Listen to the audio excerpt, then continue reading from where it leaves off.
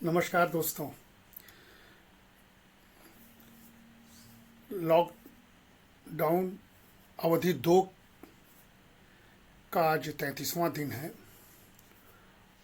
और corona virus जैसे वैश्विक बीमारी से हम लोग इतनी मजबूती से संघर्ष कर रहे हैं कि आज मन की बात में हमारे देश के प्रधानमंत्री ने अद्भुत बात कही, संस्कृति की बात कही, गांव की बात की, गरीब की बात की, सबका सम्मान किया, सबके प्रति आभार व्यक्त किया।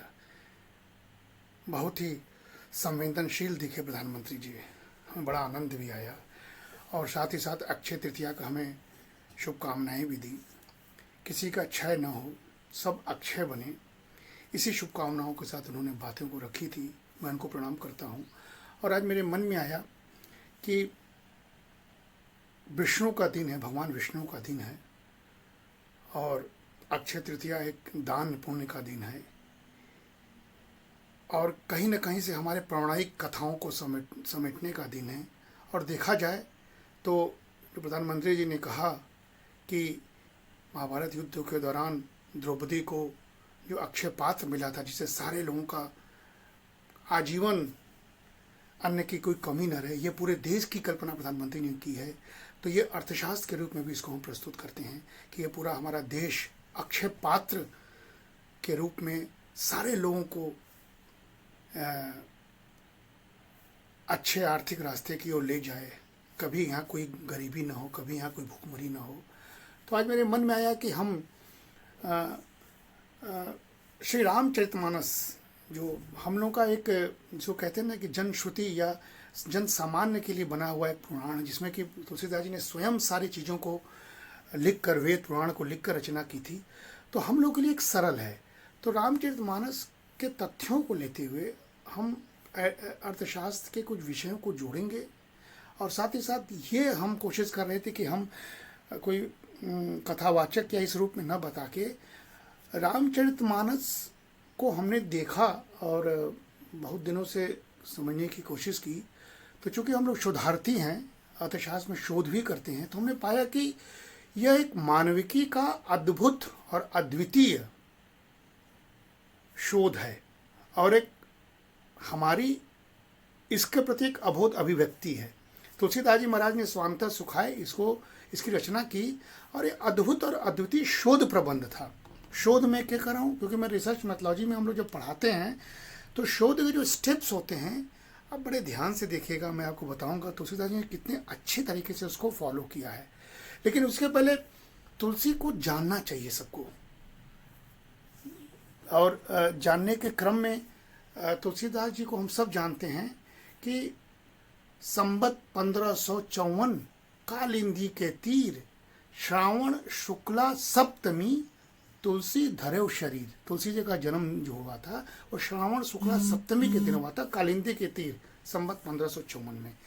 बहुत लोग इस तारीख को भ्रमित तौर पर बोलते हैं, लेकिन चूंकि हम लोग अथॉरिटी हैं, हमारे मामा जी का महंत स्वर्गीय वीरभद्र मिश्र का आज भी उनके सुपुत्र प्रोफेसर विश्वनाथ मिश्र जी महंत के रूप में प्रारूप हैं और यहीं पर इसी परंपरा में वो लोग पोषण कर रहे हैं तुलसी की परंपरा को, और यहीं पर तुलसी ने देह त्यागा, इसलिए जन्म तो ये था। और चूंकि यहीं देह त्यागा, इसलिए अथॉरिटी ये है कि यहाँ लिखा संवत 1680 80 गंग के तीर, श्रावण श्यामा तीज शनि, तुलसी तेजो शरीर। चूंकि यहाँ खुदा हुआ है तुलसी मंदिर पर, तो हम लोग इसको मानते हैं कि श्रावण श्यामा तीज शनि के दिन तुलसी ने देह को त्यागा था और श्रावण शुक्ला सप्तमी को देह धरा था। बहुत से हिंदी के विद्वान इसको गलत बताते हैं, गलत व्याख्या करते हैं, लेकिन चूंकि हम लोग तुलसी परंपरा के परिवार से जुड़े हुए हैं और बचपन हमारा बीता है तो हम इसको जानते हैं। तो ये तुलसीदास जी को जानना चाहिए, जन्म और मृत्यु। और स्थान आके कोई भी देख सकता है, काशी में तुलसीदास जी जगह जगह रहे हैं और वाराणसी के 80 के बगल में तुलसी घाट है, उनका मंदिर है, जहाँ 450-500 साल पुराना बिल्डिंग है, वहाँ पर तुलसी मंदिर है। वहाँ पर नाव का टुकड़ा रखा है, उनके द्वारा शिष्य द्वारा लिखित उस समय का 2 अध्याय रखा हुआ जिसकी पूजा होती है, पांडुलिपि रखा हुआ, तुलसीदास जी का क्षण पादुका रखा हुआ है और नाव का टुकड़ा रखा हुआ जिसका उपयोग गंगा उस पार जाके निवृत्त करते थे अपने दैनिक क्रियाकर्मों को। तो ये सारे चीज़ जाना, और जो हमारी उनके जो संरक्षक हैं, जो अखाड़ा गोस्वामी तुलसीदास की महंत परंपरा है, वो 14 पीढ़ी से लगातार इसकी सेवा कर रही है। और ये 14वीं पीढ़ी प्रोफेसर विशंबर नाथ मिश्र जी, जो IIT के इलेक्ट्रॉनिक्स इंजीनियरिंग में प्रोफेसर भी हैं, महंत भी हैं, संगीतज्ञ भी हैं, साहित्यिक भी हैं, तमाम समाज की सेवा कर रहे हैं, वो वर्तमान में 14वीं पीढ़ी के महंत हैं। और इसके पूर्व जो उनके पिता थे वो हमारे मामा जी थे, प्रोफेसर स्वर्गीय वीरभद्र मिश्र जी, वो भी इंजीनियर थे, सिविल इंजीनियर थे। उनको विश्व ने पहचाना, गंगा की उन्होंने युद्ध लड़ा, वो भी महंत परंपरा का निर्वहन किए। और ये सारी चीज़ बनारस की जनता जानती है, दुनिया जानती है। अखाड़ा गोस्वामी तुलसीदास की परंपरा को हम लोग पहचानते हैं। हमारे नाना जी स्वर्गीय महंत बांकेराम जी जो ब्रिटिश हुकूमत के समय तुलसी परंपरा के संरक्षक थे, तो उनकी पीढ़ी अभी भी चल रही है और लगातार संस्कार के बीच इस जगह पर पढ़ रहे हैं। तुलसी जयंती समारोह, शंकर मुझे संगीत समारोह, वार्षिक कथा समारोह, हनुमान जी की जयंती, तमाम तरह के गंगा की सेवा, स्कूल के माध्यम से शिक्षा, चिकित्सा, ये सारे चीज़ वहाँ चल रहा है। और वहाँ पर तुलसीदास जी द्वारा स्थापित कृष्ण की लीला, राम की लीला, प्राचीन ध्रुपद शैली, ये सारे विश्व प्रसिद्ध नाग नथिया लीला, जिसको दुनिया देखने आती है, जो अलौकिक आनंद देती है आज भी। इसलिए हम बार बार कहते हैं कि हमारी आस्था जो है आतंक नहीं है, हमारी आस्था आनंद है। तो ये सारे के सारे चीज़ रामचरितमानस के संदर्भ में बताते हुए हमने बैकग्राउंड दिया। और रामचरितमानस के कुछ दोहों या कुछ आधे अधूरे दोहों या कुछ छंदों को उद्धृत करके अगर तुलसी मानस के चीज़ों को गलत व्याख्या किया जाए तो वो एक मनगढ़ंत व्याख्या होगी। तुलसीदास जी वास्तव में क्या बोले थे, ये उनके संदर्भ में सोचना चाहिए। इस पर हमने बात की। इसलिए तर्क और चेतना में हमें भेद करना चाहिए। तर्क जो होता है वो चेतना नहीं, बल्कि मन मस्तिष्क में पल रहे उधेड़ बुन की परिकल्पना है, जिससे निजात जल्दी कोई पा नहीं सकता। इसलिए तर्क बहुत नहीं होना चाहिए। लेकिन परम आस्थावान जो आस्था होते हैं, जिसको विश्वास है इन सब परंपराओं पर, वो परम तार्किक नहीं होता, वो तर्क बहुत ज़्यादा नहीं करता। इसी बल पर तो आज कोरोना वायरस में प्रधानमंत्री जी के संदेश सुना आपने, भारत विजयी हो रहा है। बल्कि वो शांत चित्त होकर वो अपने को समर्पित कर देता है। मंदिर मस्जिद इसी तर्क के उधेड़ बुन में न रखे ये कोई बातें कहना आस्थावान का काम नहीं है। इसीलिए कोई आलोचक या कोई साहित्यकार किसी तुलसी के गलत दोहे को, आधे अधूरे दोहे का व्याख्यान करता है तो हम लोग उसको श्रवण नहीं करते हैं, हम लोग मुस्कुरा कर छोड़ देते हैं। इसलिए तुलसी ने क्या कहा था, जब लिखा था तुलसी ने, बड़े सारे चीज तुलसी जानते थे। उन्होंने लिखा था, श्रोता वक्ता ज्ञान निधि, कथा राम के गुण, किम समुझो में जीव जड़, कलिमल ग्रसित विमूढ़। ये जब जानते थे वो कि ऐसे लोग मिलेंगे, तार्किक लोग मिलेंगे, तो उन्होंने लिखा कि बहुत प्रकांड विद्वान अभी भी हैं, रहेंगे, और क्रमशः साहित्य जगत में तथाकथित विद्वान शने शने हाशिए पे आ जाएंगे। तो वही श्रोता वक्ता वही सुनेगा जो इसके प्रति आस्था होगा, बाकी हमसे कोई मतलब लेना नहीं है। और फिर उन्होंने कहा कि तदपि कही गुरु 12 समुझो परि कहूँ मति अनुसारा, भाषा बद्ध करबी मैं सोई, मोरे मन प्रबोध जय होई। इसलिए आज के लेखक जो है मानस के कुछ अंशों को देखकर उसकी गहराई को नहीं समझ पाएंगे। सारे रिसर्च के सारी मेथोलॉजी को पहले ही उन्होंने हम्बल स्वीकार कर लिया कि किनके लिए लिख रहा हूँ, क्यों लिख रहा हूँ, इसकी भाषा क्या है, इसकी त्रुटियाँ क्या हैं, सब तुलसीदास जी ने एक्नॉलेज किया था। जो रिसर्च मेथोलॉजी में उन्हें पढ़ाते हैं कि ईमानदार रिसर्चर कौन होता है, जो एक्नॉलेज करे हर चीज़ों को। इसीलिए कुछ लेखक जो कभी कभी क्या होता है कि शिव और राम में या काशी और प्रयाग में भेद करने लगते हैं, तो उसमें साहित्यिक प्रापंचिक ढूंढने लगते हैं। परंतु ये बताना आवश्यक कि तुलसी ने कभी भी शिव राम में कोई भेद नहीं किया। दोनों को तुलसी ने अपने रामचरितमानस में एक दूसरे का पूरक माना है। और काशी और प्रयाग की महत्ता को भी एक दूसरे से बढ़ चढ़ कर नहीं बताया, दोनों की महत्ता उन्होंने अलग अलग बताया। इसलिए बालकांड में क्या लिखा, महामंत्र जो जपत महेशु, काशी मुकुति हेतु उपदेशु, महिमा जासु जान गण राहु, प्रथम पूज अत नाम प्रभाव। यानी राम की आराधना उन्होंने करा दी थी शिव से, इसलिए अनर्थ करने वाले को उन्होंने चेताया भी, कहा कि अति विचित्र रघुपति चरित, जान ही परम सुजान, जो मति मंद विमोह बस, हृदय धरई कुछ आन। और ये सारे के सारे चीज प्रगतिशील लेखकों के लिए या आलोचना या तार्किक करने वालों के लिए चेतावनी तुलसी ने दिया था। तो तुलसी ने अपने लिमिटेशंस को बता दिया था ईमानदारी से। ये बात रिसर्च मेथोलॉजी के तरीके से आपको जानना चाहिए। और जो अर्थ के अनर्थ था उनके लिए भी लिखा था तज श्रुति पंथ बाम पथ चलही, बंचक बिरच बेश जग उछलही। साफ साफ लिखा था कि जो प्रगतिशील लेखक और वाम विचार के ग्रसित विद्वान होंगे वो ऐसी कुछ प्रपंच कर सकते हैं, उससे सावधान रहना है। तो अपने लेखने के प्रति, अपने शोध के प्रति तुलसी जी एकदम समर्पित भाव से सारे चीज़ों को बता के तब बातों को लिखते हैं। तो कितना अच्छा रिसर्च मेथोलॉजी का तरीका उन्होंने कहा था। और ये भी बताते चलें कि उनके रामचरितमानस के शुरू में ही 111 दोहे शिव पर हैं। और जहाँ तक काशी और प्रयाग के द्वंद्व की बात है, तुलसी ने इसे बड़े विनम्रता से स्वीकारा। क्या कहा? मुक्ति जन्म महि जानी, ज्ञान खानी अग हानि कर, जह बस शंभु भवानी, सोई काशी से वो कसना। इसलिए काशी में ज्ञान और मुक्ति की कल्पना करनी चाहिए, न कि अंतर्द्वंद में अपने शेष जीवन को व्यर्थ में तिलांजलि करना चाहिए। तो काशी वाले तो ये जानते हैं, लेकिन दुनिया को समझना चाहिए कि हम लोग व्यर्थ में अंतर्द्वंद या द्वंद्व में नहीं फंसते हैं, बल्कि अपनी कामना करते हैं, आस्था के प्रति जिंदा रहते हैं।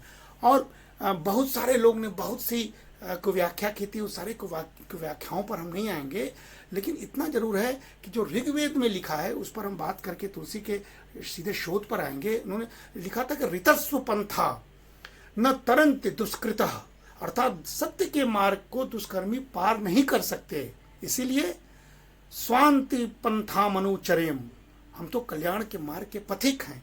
यह ऋग्वेद का सूत्र है। तो ऋग्वेद के सूत्र को तुलसी जानते थे और वो कल्याण के मार्ग के सहारे, उनका जो सूत्र था तुलसी महाराज चरित्र में यही था। और यही उनकी विषय वस्तु थी, जो हम अगर उसके शब्दों में बोलें, रिसर्च मेथोलॉजिक शब्दों में, तो ये उनकी विषय वस्तु थी। इसलिए भोग, सांसारिक सुख दुख से परे होकर उन्होंने पूरे के पूरे पृथ्वी को एक मानते हुए उन्होंने कल्पना की थी कि प्रत्येक व्यक्ति सदैव आनंद की कामना को करना चाहिए। जिन जिन वस्तुओं के संग्रह तथा संरक्षण में व्यक्ति आनंद का अनुभव करता है, वही प्रत्येक व्यक्ति उस व्यक्ति का बल है। जो उन्होंने कहा स्वांतः सुखा लिख रहा हूं, तो अपने बल को पहचानिए और इस रूप में बल तथा शक्ति में भेद कीजिए। व्यक्त होकर जो होता है वही शक्ति होता है। योद्धा युद्ध न भी करे तो भी बलवान है, जबकि युद्ध में उसका बल प्रदर्शन उसकी शक्ति कहे जाएगी। तो प्रदर्शन तो शक्ति है, लेकिन अगर न भी करे, लोग जानते हैं तो वो बलवान है। इसलिए राम और रावण में जब युद्ध चला था तो युद्ध बहुत लंबा चला था, बल और शक्ति का प्रदर्शन हो रहा था और अंत में नेचुरल बल जीता। शक्ति का प्रदर्शन जो रावण करना चाहता था उससे वो पराजित हो गया था। और इन सारी चीजों को अगर हम लोग आज के संदर्भ में थोड़ा जोड़ा जाए, जब हम रेफरेंसेस की बात करते हैं तो विवेकानंद जैसे पर्सनालिटी भी तुलसी को पढ़े थे। उन्होंने इसलिए कहा था कि पाश्चात्य संस्कृति का सबसे बड़ा दोष क्या है कि वे केवल बौद्धिक शिक्षा यानी इंटेलेक्चुअल बनने की कोशिश करते हैं और उसी की चिंता करते हैं, हृदय की ओर ध्यान नहीं देते। इसका फल यह होता है कि मनुष्य 10 गुना स्वार्थी बन जाता है, यही नाश का कारण बन जाता है। और यदि हृदय और बुद्धि में विरोध उत्पन्न हो तो हम सबको हृदय का अनुसरण करना चाहिए, क्योंकि बुद्धि केवल तर्क के क्षेत्र में काम कर सकती है, उससे परे नहीं जा सकती। विवेकानंद ने कहा था और ये तुलसी भी यही कहते हैं। तो आज पूरी दुनिया में जो कोरोना वायरस का देखा जाए तो हम तर्क के सहारे इस युद्ध को नहीं लड़ रहे हैं, अपने बुद्धि के सहारे, विवेक के सहारे, संयम के सहारे, संस्कृति के सहारे, तुलसी और विवेकानंद के सूत्र के सहारे, जो प्रधानमंत्री ने आज का उसके सहारे जी रहे हैं। इसलिए हमेशा तर्क के सहारे नहीं जिया सकता। कितना किसको मिलना चाहिए, कितना धन का आवंटन हो, अर्थशास्त्र इस समय कैसे चले, ये तर्क का समय नहीं है। इस समय कोरोना के वायरस से जन हानि को बचाना है, यही हमारा सत्य है। इसलिए हृदय ही हमें उच्चतम भूमिका में ले जाता है, ठीक है, जहां हमको कभी भी बुद्धि नहीं ले जा सकती। इसलिए मैं बार बार कहता हूं कि केवल बुद्धि या केवल मैथमेटिक्स या केवल गणिती या केवल ज्यामिति का प्रयोग करके अर्थशास्त्र का कल्याण नहीं होगा। भाव लाइए, बुद्धि लाइए, सोच लाइए। इसलिए अद्भुत बात उन्होंने कहा था कि एक अपढ़ या अनपढ़ मनुष्य की तुलना में प्रोफेसर, हम जैसे लोग या बुद्धिमान जो बुद्धि अपने को प्रचारित करते हैं, वो कहीं ज़्यादा सीमित हैं और कहीं ज़्यादा वो नेगेटिव हो सकते हैं। जबकि कभी भी सरल व्यक्ति दुराग्रह या आतंक के रास्ते नहीं जा सकता है, लेकिन प्रोफेसर पढ़े लिखे लोग जा सकते हैं। बिन लादेन वगैरह इसके एग्जाम्पल हैं। इसलिए दुराग्रह एक प्रकार का रोग है। दुराग्रह सभी को सुधारना चाहिए, घृणा नहीं करनी चाहिए।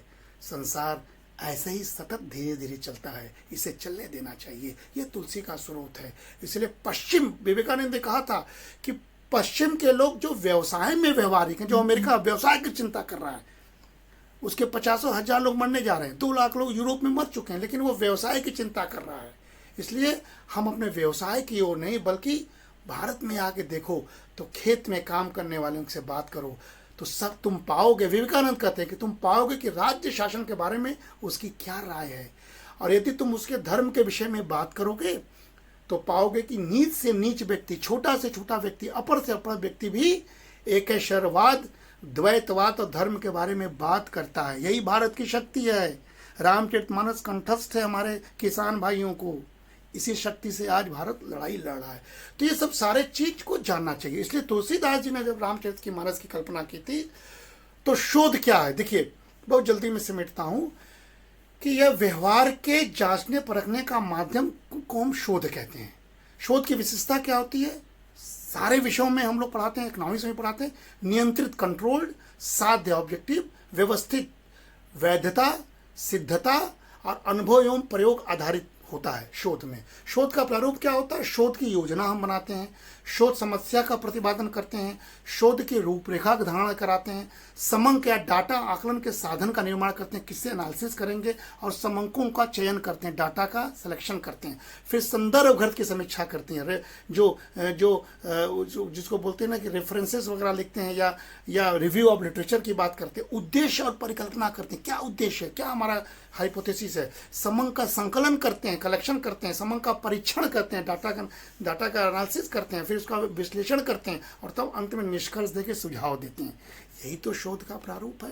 कितना सिस्टमेटिक है। तुलसी का देखिए, तुलसी ने जब रामचरितमानस की शोध योजना बनाई तो उन्होंने क्या समस्या ली, ये बहुत ही अथॉरिटेटिव बात है। उन्होंने कहा कलयुग में बढ़ता पाप एवं विषमता। कलयुग में थे 450 वर्ष पुराना, उस युग में प्रवेश कर गए थे जहाँ अत्याचार, अंग्रेजों के गुलामी, तमाम तरह दुनिया में विषमताएं चल रही थी। तो कलयुग में बढ़ता पाप एवं विषमता, ये समस्या थी तुलसी के समय।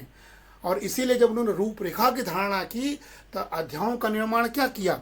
बाल कांड पहले बनाया। इंट्रोडक्शन देखिए, बाल कांड, अयोध्या कांड, अरण्य कांड, किष्किंधा कांड, सुंदर कांड, लंका कांड और उत्तर कांड। इस प्रकार रूपरेखा तैयार की, जो हम लोग सिनॉप्सिस बनाते हैं, उन्होंने सिनॉप्सिस बनाया। फिर जब रिव्यू ऑफ लिटरेचर की, संदर्भ ग्रंथ की समीक्षा की, एक्नॉलेज किया, तो उन्होंने कहा नाना पुराण निगमागम संबंध यद रामायण निगदितम किजदंतो योपी, यानी हमारा कुछ नहीं है, हम नाना पुराण और निगम से पढ़ के सारे रिव्यूज करके के आपके सामने सरल ढंग से प्रस्तुत कर रहा हूं। शोधार्थी का ये काम है। तुलसी से बड़ा शोधार्थी 450 वर्ष पुराना कोई नहीं रहा होगा। आज भी सतत उनके इस सिस्टमेटिक शोध का कोई तुलना नहीं है। इसलिए उन्होंने उद्देश्य, ऑब्जेक्टिव, परिकल्पना, हाइपोथेसिस क्या बनाया, उद्देश्य क्या बनाया? 2। एक मुख्य उद्देश्य था जगत कल्याण, देखिए, और स उद्देश्य क्या था? स्वांतः सुखाय। स उद्देश्य हम अपने सुख से कर रहे हैं, लेकिन हमारा अल्टीमेट उद्देश्य है जगत कल्याण, है ना। तो उन्होंने कहा, जैसे जगत कल्याण जब उन्होंने कहा तो क्या था? रावण मरण मनुज कर जाचा, प्रभु विधि बचन कीन चह साचा। और इसीलिए उन्होंने राम के रूप में कहा कि उन्होंने लीन मनुज अवतार। देखिए, जगत के कल्याण के लिए काम हो रहा। रावण को मरना है, राम को मनुष्य के रूप में अवतार लेना उद्देश्य है। और स्वांत सुखाय क्या है? स्वांत सुखाय तुलसी रघुनाथ गाथाय, भाषा निबंध गति मंजुल मातनोती। हम स्वांत सुखाय के लिए काम कर रहे हैं। परिकल्पना देखिए, हाइपोथेसिस देखिए, 3 परिकल्पना। पहला, नाम का प्रभाव होता है, उन्होंने परिकल्पना इसको टेस्ट किया कि नाम का प्रभाव होता है। जैसे चहु जुग चहु श्रुति नाम प्रभाव कल विशेष नहीं आन उपायु, परिकल्पना नंबर 1। परिकल्पना नंबर 2 क्या है? निर्गुण और सगुण ये मिला के ब्रह्म होता है। इन्होंने इसको सिद्ध कर, यानी निर्गुण और सगुण दोनों को महत्ता दिया, इसको मिला के ब्रह्म होता है। तो इन्होंने परिकल्पना की। और इसका क्या श्लोक है? दोहा चौपाई है, अगुण सगुण दुय ब्रह्म स्वरूपा अकथ अगाध अनादि अनूपा। देखिए परिकल्पना, देखिए तुलसी का। इसलिए तीसरा परिकल्पना जब उन्होंने लाया तो कहा, मोरे मत बड़ नाम दुहीते किए जे ही जुग निज बस बूते। क्या परिकल्पना थी? इस परिकल्पना को उन्होंने पूरे रामचरितमानस में टेस्ट किया। और जब समंक या डाटा का संकलन किया तो समंक तुलसी का संकलन देखिए, ब्रह्म गणना किया, समस्त जीवों को ब्रह्म का स्वरूप माना, हर व्यक्ति को, जीव जंतु को उन्होंने डाटा माना, सेंसस की एनालिसिस की। उदाहरण, राम एक तापस तियतारी नाम कोटि खल कुमति सुधारी, दंडक बन प्रभु कीन सुहावन जनमन अमित नाम छिय पावन, नाम गरीब अनेक निवाजे लोक वेदवत विरज विराजे, राम भालु कपि कटुक बटोरा सेतु हेतु श्रम कीन न थोड़ा, सबको जोड़ा। और जब परीक्षण किया इस हाइपोथेसिस का तो रचि महेश निज मानस राखा, पाई सुसमौ शिवा सन भाषा, ताते रामचरित मानसवर धरे नाम ही हेरी हर्ष उर। यानी राम रूपी समंक का उन्होंने परीक्षण किया। हाइपोथेसिस जो तुलसी ने किया था कि क्या राम के नाम का प्रभाव है। स्वयं याद कीजिए, जब समुद्र को लांघना था और राम नाम लिख के सारे बानर डालते थे पत्थर, तो वो डूबता नहीं था। जब स्वयं लिखा तो डूब गया। तो कितना सुंदर बात कही गई। परीक्षण है कि प्रभु आप तो हैं ही हैं, आपके नाम का प्रभाव। इसलिए कलयुग में सिर्फ नाम का प्रभाव है जिससे सारे कल्याण हो जाएंगे। ये समंक का परीक्षण है। और जो समंक का विश्लेषण था, जो उसको कोड और अनकोड करते हैं, तो कोड क्या था? पूरक, राम और शिव सारे इस्तेमाल हुआ रामचरितमानस में। जब राम और शिव को हम लोग डिकोड करते हैं तो राम का मतलब मर्यादा और शिव का मतलब कल्याण। यानी बालकांड रूपी प्रस्तावना के बाद तुलसीदास जी ने समस्त ब्रह्म समंकों को एवं राम के मर्यादा एवं शिव के कल्याण स्वरूप का विधिवत परीक्षण राम के मनुष्य अवतार लीला में अयोध्याकांड, अरण्यकांड, किष्किंधाकांड, सुंदरकांड एवं लंका कांड में सफलतापूर्वक किया। ये समंकों का विश्लेषण है। इसीलिए रामचरितमानस में जब निष्कर्ष सुझाव लास्ट में आता है तो परिकल्पना याद कीजिए, तो वो राम राज बैठे त्रैलोका, हर्षित भय गए सब शोका, बैरुण न कर काहू सन कोई, राम प्रताप विषमता खोई। इससे क्या हो गया कि राम राज की कल्पना आज के युग के